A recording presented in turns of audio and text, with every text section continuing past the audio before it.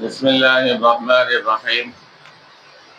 سامعین محترم، آج آپ کے سامنے حج کے فضائل بیان کرنے ہیں کہ جو انسان حج کرنے جاتا ہے، جو عمرہ کرنے جاتا ہے، وہ اللہ کے ہاں کتنا مقبول بندہ بن جاتا ہے۔ عزیز دوستو، اللہ پاک سیدنا ابراہیم خلیل اللہ کو فرما رہے ہیں وَأَذِّن فِي النَّاسِ بِالْحَجِّ يَأْتُوكَ رِجَالًا۔ اے ابراہیم، آپ اعلان کر دیں کہ لوگ میرے گھر کی زیارت کے لیے خود بخود آئیں گے۔ اور ایک مقام پر فرمایا وَأَتِمُّوا الْحَجَّ وَالْعُمْرَةَ لِلَّهِ، حج اور عمرے کو پورا کرو۔ نبی پاک صلی اللہ تعالی علیہ وسلم نے ارشاد فرمایا ہے کہ جب لوگ حج کرنے کے لیے جاتے ہیں اور اللہ کے گھر کی محبت کے اندر روتے ہیں، ان کے آنسو تر ہوتے ہیں، اللہ پاک فرشتوں کو گواہ بناتا ہے کہ اے میرے فرشتوں، ان کے بارے میں تم نے کیا کہا تھا، آج یہ کیا کر رہے ہیں، تم گواہ ہو جاؤ، میں نے ان کے گناہ معاف کر دیے۔ اور اس طرح فرمایا کہ میں ان کی پردہ پوشی کروں گا۔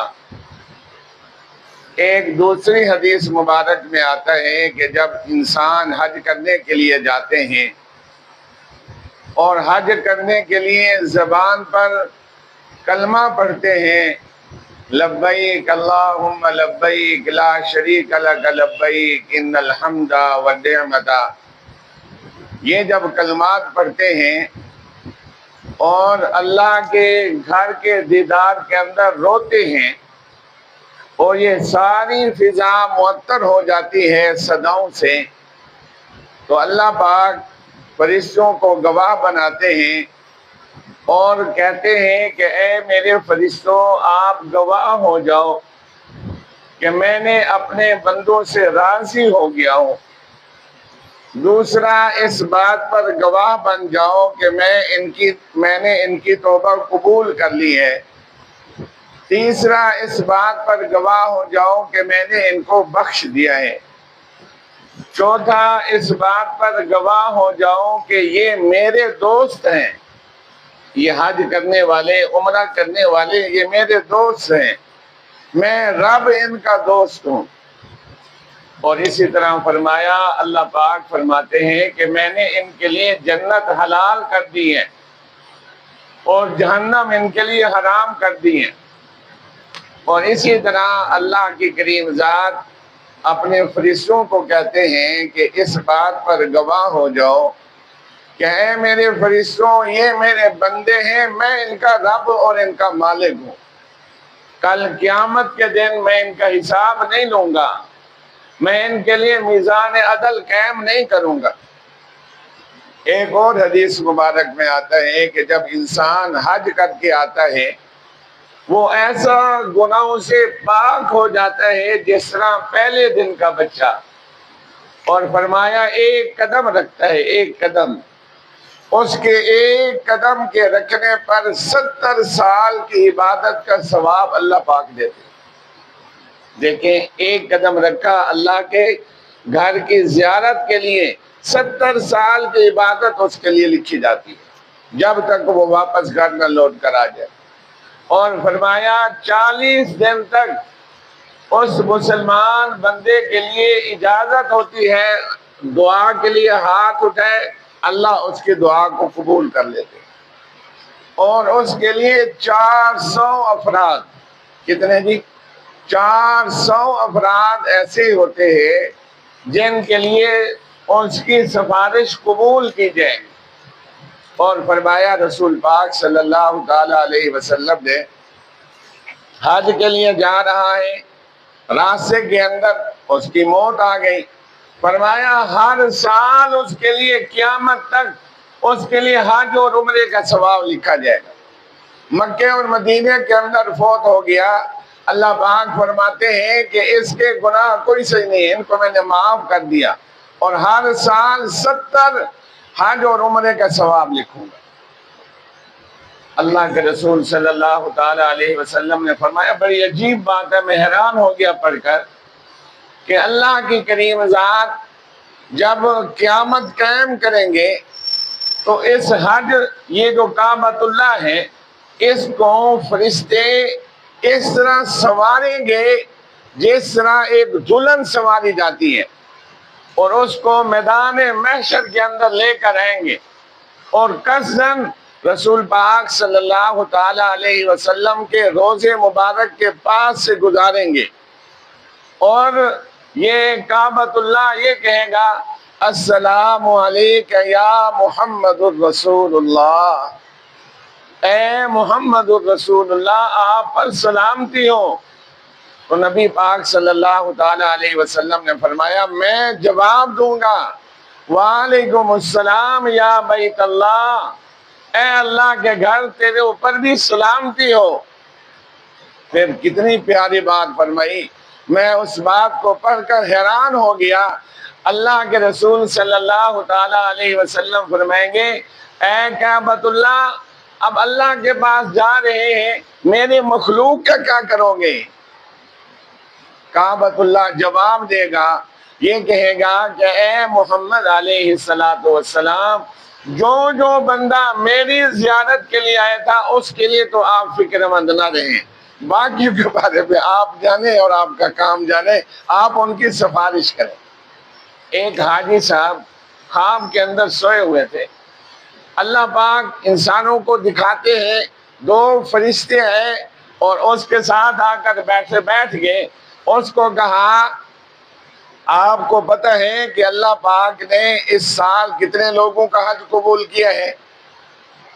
6 لاکھ انسان حج کے اندر شامل ہوئے ہیں، 6 بندوں کا حج قبول ہوا ہے۔ وہ حاجی صاحب تڑپ کر اٹھ بیٹھے، ان کی نیند اڑ گئی، وہ پریشان ہو گئے کہ میں حج کر کے آیا ہوں، 6 لاکھ میں سے 6 بندوں کا حج قبول ہوا ہے، میرا نام تو نہیں ہوگا۔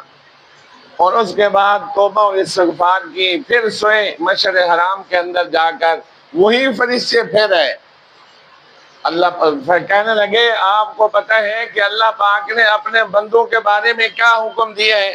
دوسرے فرشتے نے کہا، مجھے تو پتہ نہیں ہے۔ وہ پہلا فرشتہ کہتا ہے کہ 6 لاکھ انسانوں میں سے 6 کا قبول ہوا ہے، اور ہر ایک کو 1 لاکھ انسان کی سفارش کے لیے قبول کرتے ہوئے 6 لاکھ کے 6 لاکھ کا قبول ہو گیا۔ عزیز دوستو، اللہ کے رسول صلی اللہ تعالی علیہ وسلم نے فرمایا، اگر جنت کی چیز دنیا میں دیکھنی ہو، وہ حجر اسود ہے، یہ جنت کا ہے، اور یہاں یہ تم اس کو دیکھ سکتے ہو۔ اور اگر تم نے اللہ کو نہیں دیکھا ہوا نا کسی نے، اللہ کا ہاتھ ہے، جس طرح تم مصافحہ کرتے ہو، یہ حجر اسود اللہ کا ہاتھ ہے، یہ جو طواف کرنے والے ہوتے ہیں ان سے مصافحہ کرتا ہے۔ اور اللہ کے رسول صلی اللہ تعالی علیہ وسلم نے فرمایا کہ جب انسان طواف کرنے کے لیے جاتا ہے، اللہ نے 70,000 فرشتے مقرر کیے ہیں جو طواف کرتے ہیں، کعبۃ اللہ کو سجاتے ہیں، اور اس کے بعد وہ حاجی صاحبان سے مصافحہ کرتے ہیں۔ کتنے سعادت والے لوگ ہو، کتنے سعادت والے لوگ ہو۔ اللہ جنت کی چیز کو دیکھنا ہو، اللہ کے ہاتھ کو دیکھنا ہو، حجر اسود کو دیکھو، اور اگر تم نے اللہ سے مصافحہ کرنا ہے، بیت اللہ کا طواف کرو، 70,000 فرشتے تمہارے ساتھ مصافحہ کریں گے، تمہارے ساتھ اپنے پر ملیں گے، برکت کے لیے کہ یہ اتنے سعادت والے لوگ ہیں۔ تو عزیز دوستوں، جو حج نہیں کرے گا، سیدنا علی المرتضیٰ نے فرمایا، وہ یہودی بن کر مرے یا عیسائی بن کر مرے، اللہ کو کوئی پرواہ نہیں، استعداد ہو، طاقت ہو، پھر بھی حج نہ کرے، وہ مسلمانوں میں شامل ہی نہیں۔ اس لیے اگر اللہ پاک طاقت دے دیں تو ایک مرتبہ ضرور حج کریں، عمرہ کریں۔ کل انشاءاللہ روزہ رسول کے فضائل کو بیان کریں گے کہ رسول پاک صلی اللہ تعالی علیہ وسلم کو جس نے نہیں دیکھا، روزہ کو دیکھ لیا، اس نے گویا محمد الرسول اللہ کو دیکھ لیا۔ وآخر دعوانا الحمدللہ رب العالمین۔ الحمدللہ رب العالمین الرحمن الرحیم مالک یوم الدین جزا اللہ عنا محمدا ما هو اہلہ وادخلنا الجنة مع الابرار یا عزیز یا غفار یا ارحم الراحمین۔ اے اللہ ہم سب کو معاف فرما دے، اے اللہ ہم سب میں سے ہر ایک کو حج اور عمرہ کی سعادت نصیب فرما دے۔ اے اللہ ہم غریب لوگ ہیں، پریشان حال لوگ ہیں، اے اللہ ہمارے اندر حج کرنے کی طاقت نہیں، اے اللہ اپنے فضل و کرم سے اس فریضے کو ادا فرما دے۔ اے اللہ ہماری بخشش فرما دے، اے اللہ حجر اسود کو، کعبۃ اللہ کو ہمارا سفارشی بنا دینا، محمد الرسول اللہ کی سفارش نصیب فرما دینا۔ اے اللہ ہم پریشان حال ہیں، ہماری پریشانیوں کو دور فرما دے، ہمیں صحت کاملہ نصیب فرما دے، بیماروں کو شفا کاملہ نصیب فرما دے، ہمارے والدین کی بخشش فرما دے، بے اولادوں کو اولاد نصیب فرما دے، بے روزگاروں کو روزگار نصیب فرما دے۔ اے اللہ ہم سب آپ کے در کے بھکاری ہیں، ہم سب کی حاجات کو پورا فرما دے۔ اے اللہ ہم سب کی جھولیوں کو بھر دے، محمد الرسول اللہ کی سفارش نصیب فرمانا، صحابہ اکرام کی محبت نصیب فرما دے، سنت رسول پر چلنے کی توفیق نصیب فرما دے۔ اللہم انا نسألک العفو والعافیت والمعافات فی الدنیا والآخرہ۔ اللہم انکا عفو کریم تحب العفو فاعف عنا یا غفور۔ اللہم استر عوراتنا وآمن روعاتنا۔ اللہم انا نجعلک فی نحورہم ونعوذ بک من شرورہم۔ صلی اللہ تعالی علی خیر خلقہ محمد وآلہ واصحابہ اجمعین برحمتک یا ارحم الراحمین۔ اللہ پاک تمام کو حج کی توفیق نصیب کرے۔